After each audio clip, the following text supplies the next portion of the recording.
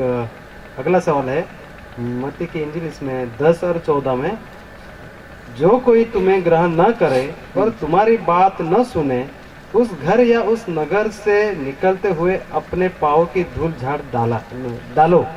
इस वचन का अर्थ क्या है?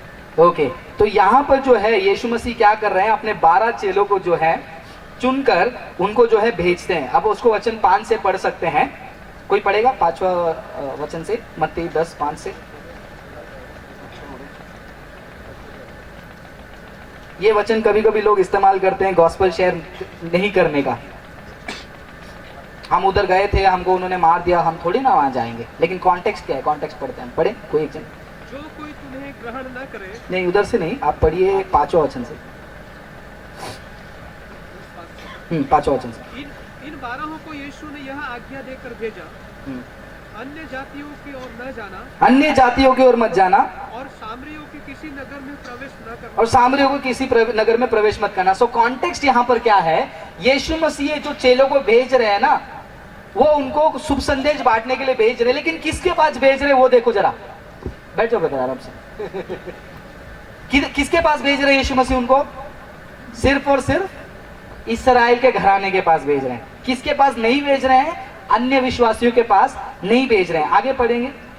परंतु इस्राएल के घराने ही की खोई हुई भेड़ों के पास जाना। सो कॉन्टेक्स्ट समझ गया आपको वचन का? तो यीशु मसीह यहाँ पर ये नहीं कह रहे हैं कि तुम जाओ वो गांव में गॉस्पेल शेयर करो, अगर वो लोग नहीं मानते तो छोड़ो, उस जगह पे फिर से मत जाओ। अगर ऐसा बात होता तो पॉल बार बार कोरिन्थ चर्च में नहीं जाते और जाने की इच्छा नहीं रखते, और मिशनरी बार बार एक ही गाँव में मार खाने के बाद भी नहीं जाते, क्योंकि ये वचन दिखाकर उनको बोल दिया जाता था कि अगर वो लोग सुनते नहीं तो उधर मत जाओ ना। आज बहुत सारे चर्च में यही होता है, अरे उधर जाते हो प्रार्थना करने के लिए, वो लोग आपका आदर नहीं करते तो अपना धूल झटको और निकल जाओ। मैं भी ऐसा एक पागल था एक समय में, मैंने सेवा तो शुरू की, हाँ बिल्कुल मैं भी पागल था। एक समय में मैंने सेवा शुरू की थी, शुरुआत के समय में मुझे उतना स्ट्रांग शिक्षा नहीं मिला था, तो खाली बाइबल पकड़ा दिया और घर भेज दिया घर विजिट करने। तो मैं एक जगह पे घर विजिट करने गया, एक दिन गया, वो सिस्टर बोली कि वो ब्रदर हमारे पति है ना अभी सो रहे हैं दारू पी के, आप कल आइए, अगले हफ्ते आइए। तो मैं अगले हफ्ते गया तो फिर भी वो दारू पी के सो रहे थे। फिर मेरे अंदर ये वचन याद आया और उसके घर के पास खड़े रहकर मैं ये वचन को याद किया, कोई तुम्हें स्वीकार नहीं करे धूल झटके। मैंने ऐसा किया और निकल गया। अभी मैं बोल रहा हूँ अरे यार क्या किया मैंने, क्या पागल हूं मैं।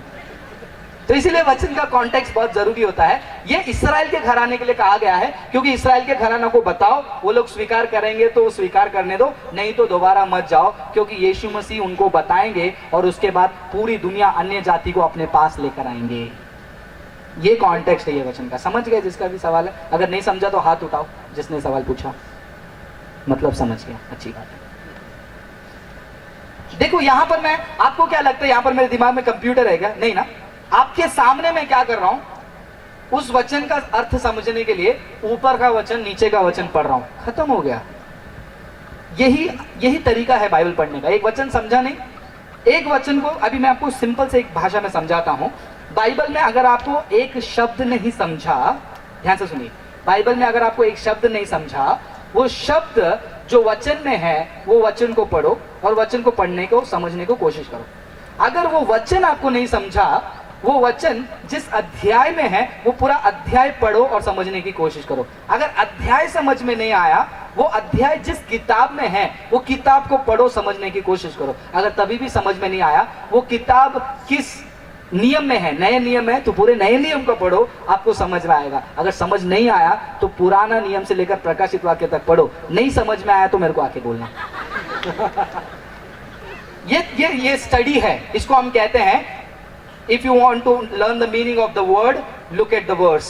To know the meaning of the verse, look at the passage. To know the meaning of the passage, look at the chapter. To know the meaning of the chapter, look at the book. To know the meaning of the book, look at the testament. To know the meaning of the testament, look at the Bible completely. And it is impossible that you would not know after doing so many things.